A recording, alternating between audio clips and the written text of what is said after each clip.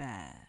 "If you would but promise me never to talk with your mother alone, as she will wish. If you do, you will bring great misery on both of us." So one Sunday the White Bear said they could now set out to see her father and mother, and she, sitting on his back, they went a long, long way, and it took a long, long time. But at last they came to a large white farmhouse, and her brothers and sisters were running about outside it, playing, and it was so pretty it was a pleasure to look at.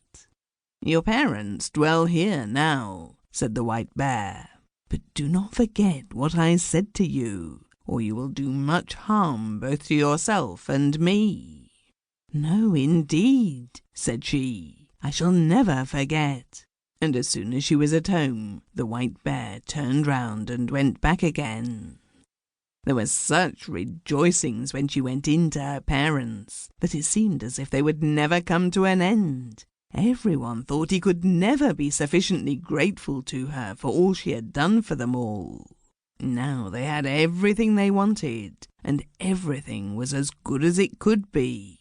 They all asked her how she was. All was well with her too, she said, and she had everything she could want. What other answers she gave, they did not learn much from her. But in the afternoon, after they had dined at midday, all happened just as the White Bear had said. Her mother wanted to talk with her alone, but she remembered what the White Bear had said, and would on no account go. "What we have to say can be said any time," she answered. But somehow or other her mother at last persuaded her, and she was forced to tell the whole story.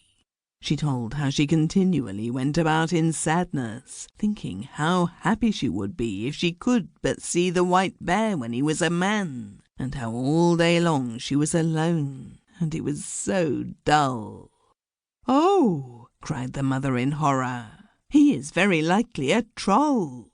You shall have a bit of one of my candles. Look at him with the candle when he is asleep, but take care not to let any tallow drop on him." So she took the candle and hid it in her dress, and when evening drew near, the White Bear came to fetch her away. When they had gone some distance, the White Bear asked her if everything had not happened just as he had foretold, and she could not but own that it had. "Then if you have done what your mother wished," he said, "you have brought great misery on both of us." "No," she said, "I have not done anything at all." When they reached home, it was just the same as it had been before. A man came and lay down beside her, and late at night, when she knew he was sleeping, she rose and lit her candle. She saw he was the handsomest prince eyes had ever beheld. She loved him so much, it seemed to her she must die if she did not kiss him that very moment. So she did kiss him, but let 3 drops of hot tallow fall upon his shirt, and he awoke. "What have you done now?" said he. "If you had but held out for the space of 1 year, I should have been free. I have a stepmother who has bewitched me, so I am a White Bear by day and a man by night. Now all is at an end, and I must leave you and go to her. She lives in a castle which lies east of the sun and west of the moon. There is a princess with a nose 3 ells long, and now she is the one I must marry." She wept, but all in vain, for go he must.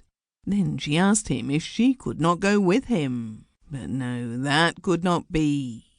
"Can you tell me the way then, and I will seek you? That I may surely be allowed to do." "Yes, you may do that," said he, "but there is no way thither. It lies east of the sun and west of the moon, and never would you find your way there." When she awoke in the morning, both the White Bear and the castle were gone, and she was lying on a small green patch in the midst of a thick dark wood. By her side lay the self-same bundle of rags she had brought with her. When she had rubbed the sleep out of her eyes, and wept till she was weary, she set out on her way. At last she came to a great mountain.